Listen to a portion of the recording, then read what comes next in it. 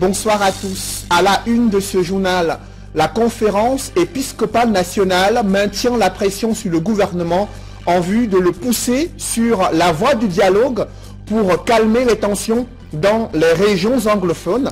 L'aggravation de la crise sociopolitique et son climat d'insécurité sont les préoccupations majeures évoquées lors de la 43e Assemblée plénière des évêques du Cameroun.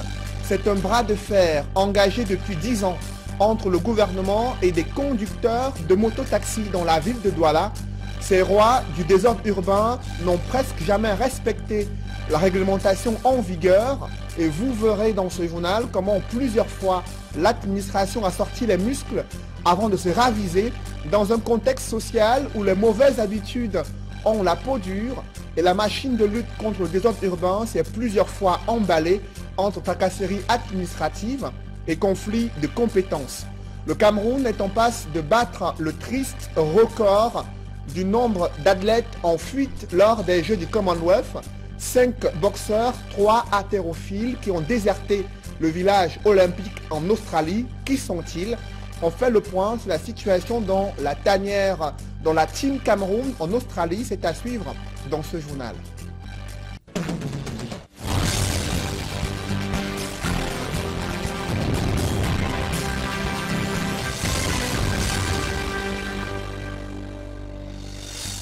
Merci de suivre cette édition complète de l'information sur Equinox Télévision. L'escalade de la crise anglophone et son climat d'insécurité préoccupe au plus haut point les évêques du Cameroun à l'occasion de la 43e Assemblée plénière qui se tient à Yaoundé. Ils ont à nouveau prêché l'évangile d'un dialogue franc et sincère pour traiter des causes profondes de cette crise et surtout apaiser les tensions sur le théâtre de la crise anglophone. Ils ont ainsi maintenu la pression sur le gouvernement pour le pousser à emprunter cette voie indispensable en vue de calmer les esprits surchauffés dans les régions du nord-ouest et du sud-ouest. Emmanuel Diop et Marcelin Gansop. Une messe pontificale pour entrer dans le vif du sujet de la 43e Assemblée plénière des évêques du Cameroun.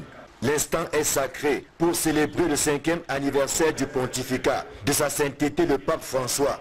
C'est surtout l'occasion pour les évêques réunis au grand complet d'élever les prières pour l'unité et la paix au Cameroun. Le pays va mal dans un contexte marqué par la persistance de la crise dite anglophone. Si quelqu'un me demandait que ce problème va être là jusqu'à maintenant, je disais non. Au début, quand ça a commencé en 2016, maintenant il y a beaucoup de pertes de vie. Il y a les militaires qui sont tués, il y a les militaires qui tuent les gens, il y a beaucoup de gens qui sont innocents, qui souffrent, leurs biens sont détruits. Et je peux dire que Yaoundé, comme église, est déjà impliquée dedans parce que nous accueillons beaucoup de personnes qui viennent de ces régions-là. Que ce soit dans nos paroisses, où on a vu les effectifs augmenter, et que ce soit dans nos écoles aussi, où on a dû donner des mesures urgentes, des inscriptions, j'allais dire même inconditionnelles, pour que les enfants ne soient pas laissés à l'abandon. Depuis quelques semaines, le gouvernement, à travers le ministre de l'administration territoriale, a entrepris des mesures et une tournée dans les différentes régions du Cameroun. Question de tenter de désamorcer la bombe. Une action que les évêques ont toujours prônée. Nous en appelons depuis longtemps à ce genre de démarche qu'il faudrait qu'on aille vers chacun, qu'on écoute chacun. Mais combien de fois depuis cette crise, nous les évêques, nous avons, n'est-ce pas, appelé les acteurs de cette crise, ceux qui ont voix au chapitre, n'est-ce pas, de dialoguer. Mais les évêques pensent qu'il faut aller plus loin dans la recherche d'une solution définitive à la crise anglophone qui n'a que trop duré avec son cortège de malheurs. On pense que les méthodes de dialogue qu'on a eues, ce n'est pas le vrai dialogue. Parce que quand il y a des problèmes, on doit régler le problème, il faut appeler tous ceux qui sont responsables. Si même ce sont les sécessionnistes, les terroristes, nous tous, nous sommes des Camerounais. Et il faut que les gens disent ce que le faire pour être un évêque. On voit ce qu'on peut améliorer Je pense que s'il y a la vieille dialogue, s'il y a la justice, je pense que la paix va revenir dans les deux régions du nord et du sud-ouest. Comme on le voit, le climat socio-politique actuel préoccupe au plus haut niveau la conférence épiscopale nationale du Cameroun. Mais les évêques sont convaincus qu'une issue heureuse est possible afin que cesse la saignée. L'archidiocèse de Yaoundé ne cache pas son embarras sur le cas de l'abbé Kodo, soupçonné d'être impliqué dans l'évasion de l'ex-ministre Basile à Tanganakuna. Des enquêtes se poursuivent pour déterminer sa responsabilité ou non dans cette affaire, et vous allez le suivre, l'archevêque métropolitain de Yaoundé qui essaye tant bien que mal de défendre l'un de ses prêtres. Nous avons eu, comme vous l'avez souhaité, qu'on en parle, le cas de notre abbé Nkodo, qui s'est retrouvé dans une grosse polémique au sujet d'une tentative de sortie du territoire d'immigration, je ne sais pas. Bon, pour le moment, l'abbé ayant été interpellé par la justice, il a été décidé qu'il comparaîtrait libre. Et nous savons que sur ce plan-là, il est un homme d'éthique. Il reste totalement à la disposition de la justice pour apporter les réponses aux questions qui se posent à lui maintenant. Bon, quant au fond de l'affaire, vous convenez avec moi que je ne suis pas compétent. Nous attendons que nous sachions exactement de quoi il s'agit et tout cela est sous enquête. Donc à ce niveau d'enquête judiciaire, personne ne peut dire grand-chose. On attend les résultats à la fin. Nous croyons qu'il aura à dire la vérité. Moi, la seule chose que je lui ai dit, mon fils, dis la vérité. Ça te rend libre. Et je crois que les autorités qui mènent ce travail le font avec la diligence nécessaire pour que nous puissions savoir qu'est-ce qui s'est réellement passé. La communauté internationale se montre elle aussi préoccupée des tensions décriées dans les régions anglophones au Cameroun. Le Commonwealth invite à ce sujet le chef de l'État du Cameroun à la rencontre des gouvernements membres de cette organisation, une rencontre prévue à Londres dans les tout prochains jours. L'enjeu de ces assises a été évoqué lors d'une rencontre qui s'est tenue à Kribi dans la région du Sud. Des précisions avec Joseph Abena-Bena. Le super déjeuner du Commonwealth, c'est le nom de baptême de cette rencontre ici à Kribi, organisée par le Haut Commissariat de Grande-Bretagne au Cameroun. Au cours des échanges, le diplomate annonce un sommet des gouvernements du Commonwealth auquel il convie le chef de l'État camerounais, Paul Biya. Le Commonwealth a formé les institutions comme l'ECAM, comme le système du code pénal, comme les systèmes pénitentiaires, et les valeurs du Commonwealth s'appliquent partout dans le Commonwealth. L'importance de l'inclusivité, le président a parlé actuellement l'importance du dialogue dans le contexte de la dite crise anglophone. Il a raison. Le dialogue, la décentralisation, l'évitation de la force excessive, comme l'a dit le président chef d'État Paul Biya, ce sont les trois éléments importants pour résoudre ces problèmes dans les régions anglophones, mais aussi du counter-terrorisme, contre le terrorisme dans le nord du pays. Ça aussi, c'est un sujet sur l'agenda, l'ordre du jour, à notre en mi-avril. Entre deux, plusieurs personnalités de la cité balnéaire de Kribi ont répondu présents à cette rencontre, agrémentée par des activités culturelles sur le vivre ensemble harmonieux. Extrait. Imaginez-vous John Fundi, chairman du SDF, nommé sénateur par le chef de l'État. Le magazine Jeune Afrique affirme que le chairman du SDF est pressenti pour être non seulement nommé sénateur, mais aussi en pole position pour occuper la tête du Sénat. Ces allégations ont suscité la colère de John Frondi, le chairman du principal parti de l'opposition, nie tout en bloc. Il rejette ces allégations et affirme qu'il n'y a jamais eu de négociations politiques ayant abouti à une telle possibilité de nomination à la Chambre haute du Parlement. Le chairman du SDF qui déplore une campagne de sabotage contre son intégrité morale et politique. Plus de détails avec Eric Watat et Sylvestre Hippolyte Zangaou. Cameroun, John Frondi bientôt au Sénat. Cette interrogation figure dans la publication du journal Jeune Afrique du mardi 10 avril 2018. L'article verse par la suite dans une série d'affirmations. On peut ainsi lire, John Frondi, le leader du Social Democratic Front, SDF, est pressenti pour être nommé sénateur. Le 4 avril, il a été discrètement reçu au palais des Toudi. Il n'en a pas fallu plus pour susciter l'indignation du chairman du SDF. Dans une interview accordée au téléphone à Equinox Télévision, ni John Frondi dément formellement ces allégations. I have not given an interview, granted an interview to Jeune Afrique at any one time.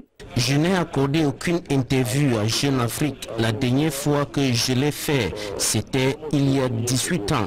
Je suis donc surpris d'apprendre qu'il affirme que je suis allé négocier mon entrée au Sénat. Il n'en est rien.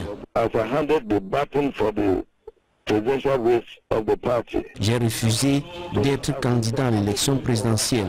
Ce n'est donc pas à la présidence du Sénat que je vais m'intéresser.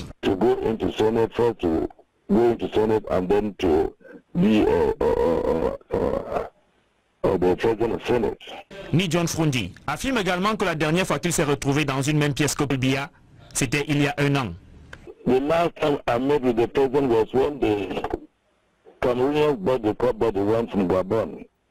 And I met with him in the hall. La dernière fois que j'ai vu le président de la République, c'était en février 2017, lors de la cérémonie de réception de l'équipe nationale qui venait de remporter la CAN. Et ce jour, nous n'avons eu aucun entretien privé, dont Jeune Afrique a manqué de professionnalisme. To maintain that credibility, they could call me to find out whether I ever went to the presidency for anything. Au-delà de ce qu'affirme Jeune Afrique, ni John Frondi serait-il intéressé par la présidence du Sénat? Le chairman du Social Democratic Front affirme que si Paul Biya l'appelle à ce sujet, après avoir discuté avec lui, il en parlera avec la presse. Lors des dernières sénatoriales, le SDF a remporté 7 sièges dans la région du Nord-Ouest, un nombre qui pourrait augmenter si le président de la République décide parmi les 30 sénateurs qu'il va nommer de s'intéresser au SDF. Toujours dans ce chapitre politique, l'âme immortelle de l'UPC est aujourd'hui tourmentée dans des batailles de leadership.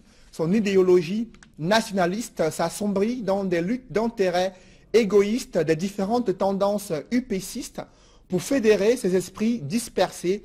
Des figures emblématiques de l'UPC ont été mises en exergue à l'occasion de la célébration de la création de cette formation politique il y a 70 ans. Des précisions avec Guy Zogo dans ce reportage. Pas de grandes manifestations, encore moins de commémorations. 70 ans après, l'Union des populations du Cameroun, UPC, continue son chemin après sa naissance, le 10 avril 1948, à Douala. Saluer la résilience de l'UPC. Malgré les déboires, l'UPC a persisté jusqu'à nos jours. Cela veut dire que le rêve que ces jeunes hommes avaient eu, c'était un rêve qui était au-delà des individus.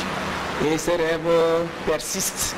Cette date historique nous interpelle tous parce que les pères fondateurs de l'Union des populations du Cameroun s'étaient engagés pour une cause, à savoir l'unité de notre pays, l'indépendance de notre pays et le développement d'un pays libre et indépendant.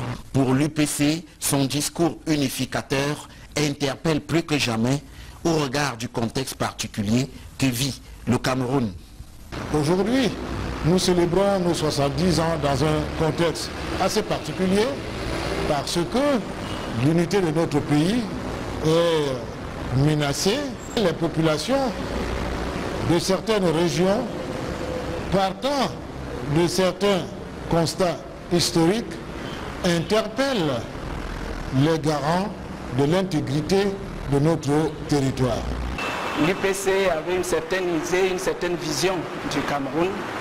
Malheureusement, aujourd'hui, on se retrouve dans un Cameroun qui est en pleine déchirure par les guerres au nord, la guerre de ce qu'on appelle le problème anglophone. Ce n'est pas pour rien que l'UPC avait d'abord sollicité qu'il y ait une réunification avant l'indépendance. En conséquence, l'UPC lance un appel aux Camerounais pour consolider la démarche initiale des pères fondateurs et regarder résolument vers l'avenir, ce qui passe par une reconnaissance et consécration des patriotes. Aujourd'hui, l'UPC, qui vit mal d'ailleurs cette déchirure, voudrait que l'on se tourne résolument vers l'avenir. Et se tourner vers l'avenir, ça veut dire que tous les patriotes doivent pouvoir revenir dans leur maison afin que l'on bâtisse un Cameroun qui connaisse un véritable développement. Un souhait qui sera traduit dans les faits dans les prochains jours par ce parti politique. Cette année, pour rendre immuable la célébration de ces 70 ans, nous allons ériger un monument à la mémoire de Sendé Afana. Nous allons ériger également un buste à la mémoire de Manga Mado et nous allons inaugurer cette année à Boumiébel la permanence de l'Union des populations du Cameroun. Ce 70e anniversaire de l'UPC intervient aussi au lendemain des sénatoriales, scrutin au cours duquel ce parti n'a remporté aucun siège de sénateur. On y explique que la reconstruction en marche depuis le congrès d'octobre 2017 devrait lui redonner de nouvelles forces sur l'échiquier politique camerounais. D'aucuns les considèrent comme une bombe sociale à retardement, ces conducteurs de mototaxis qui font de la résistance aux injonctions de se conformer à la réglementation en vigueur. Je vous le disais en titre, ils ont engagé un bras de fer avec le gouvernement depuis 10 ans. L'administration a sorti plusieurs fois les muscles avant de se raviser dans un contexte social où les mauvaises habitudes ont la peau dure. Cependant, le grand banditisme et des accidents mortels prospèrent dans ces milieux des conducteurs de mototaxis. Reportage Flavien Valondongo. Au Cameroun, il est révélé que tout jeune, à un âge raisonnable, peut devenir conducteur de mototaxi, bafouant ainsi la réglementation sous le prétexte de l'ignorance. Je ne parle au permis, mais je n'avais pas l'idée. Aucune idée de ça. Ils sont pour la plupart auteurs des accidents de la circulation, complices des cas d'insécurité et autres exactions qui entourent le secteur. C'est fort de tout ceci que le chef du gouvernement décide tout d'abord, le 30 décembre 2008, d'assainir et réglementer le secteur d'activité. Il est alors instruit au démembrement des différents départements ministériels d'implémenter l'action sur le plan local.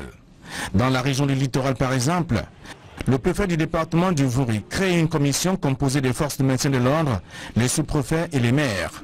Le processus d'identification des motos implémenté exigeait un certain nombre de documents à retirer au niveau des collectivités territoriales décentralisées. La carte de grise, l'impôt libératoire, le stationnement, la vignette, ainsi que même le permis et l'assurance. Tout ça, c'est difficile pour un escalade qui se débrouille.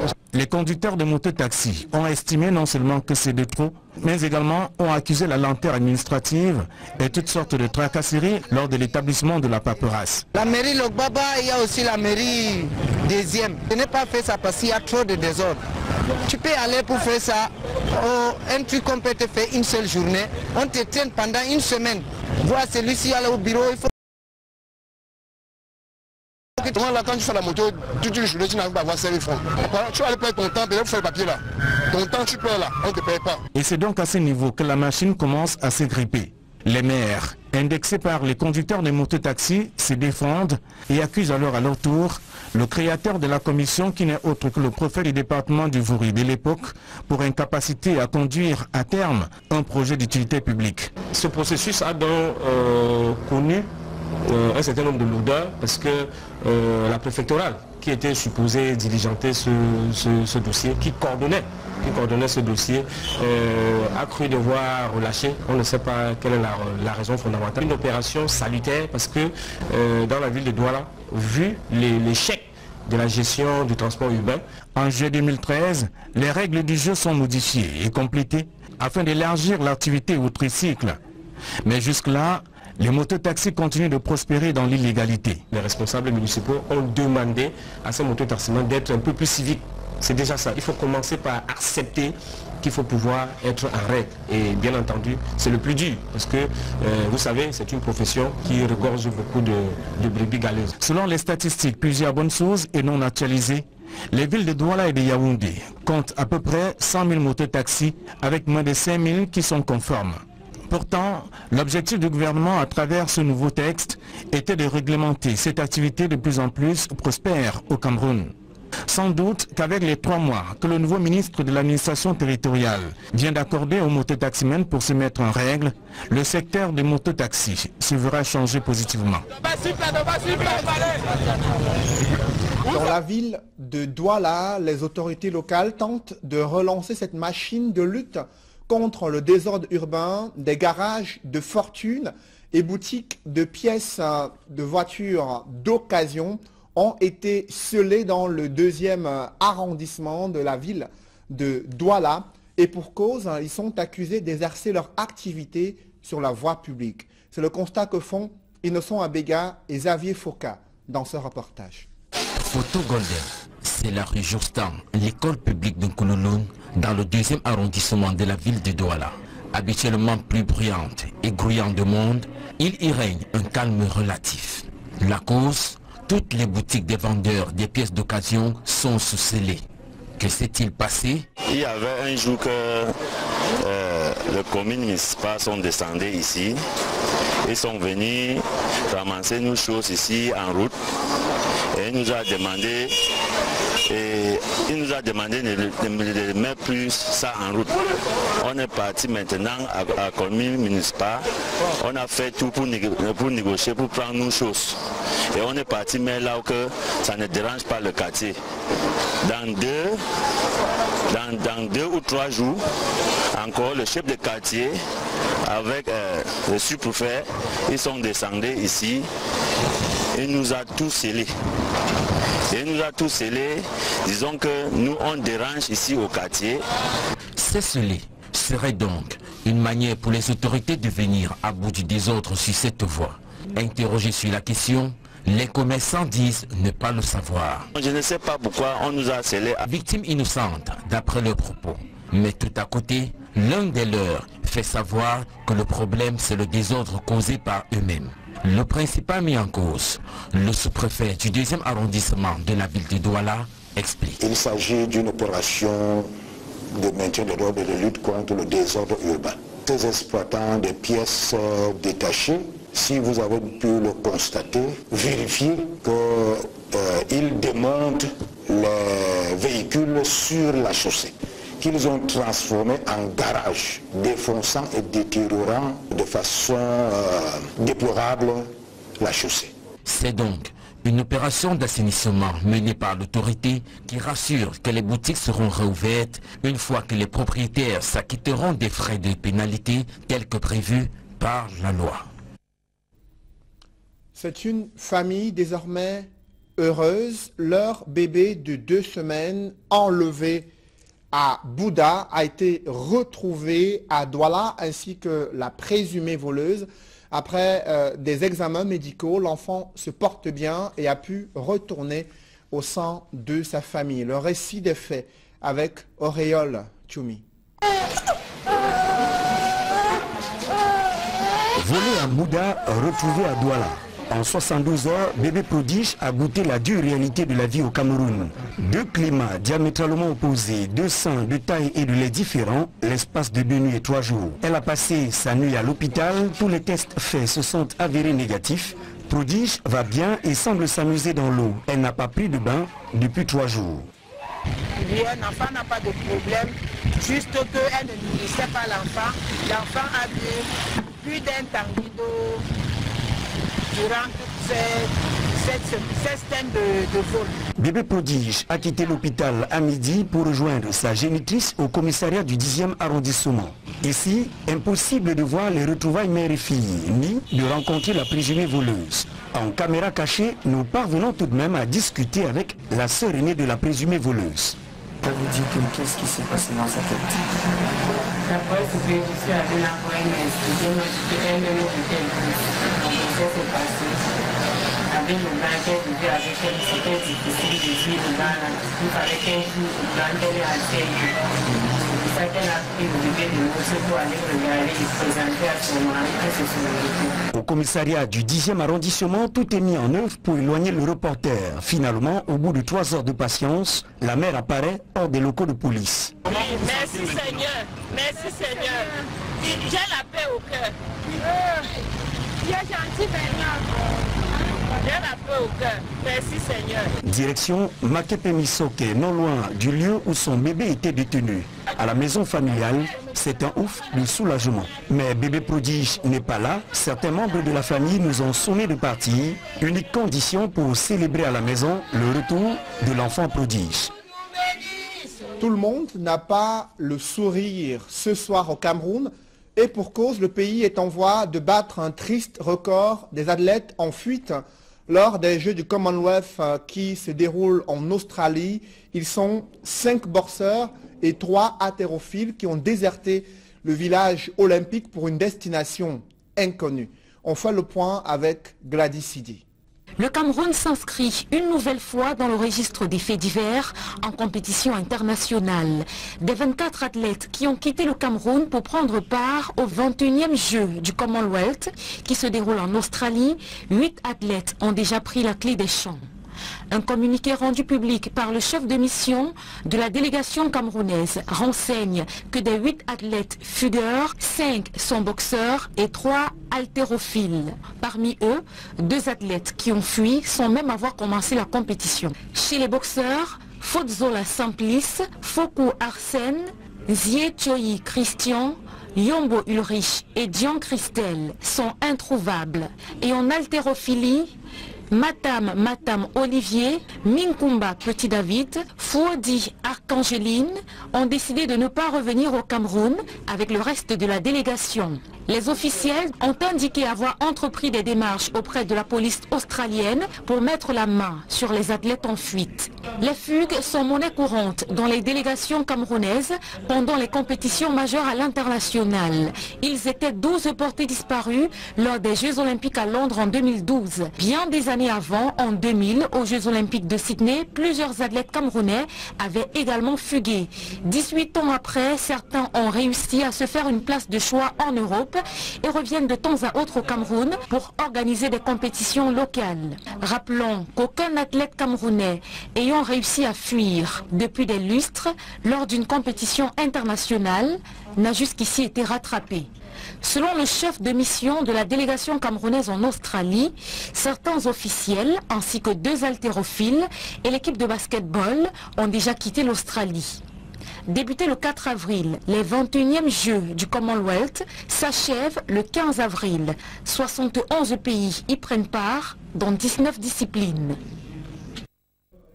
Parlons à présent de football. Les Lions cadets U17 prêts à rugir demain en finale du tournoi de l'UNIFAC face aux Léopards de la RDC. Une ultime séance d'entraînement a été effectuée ce jour après la qualification arrachée hier face au Diable Rouge du Congo qui était champion en titre.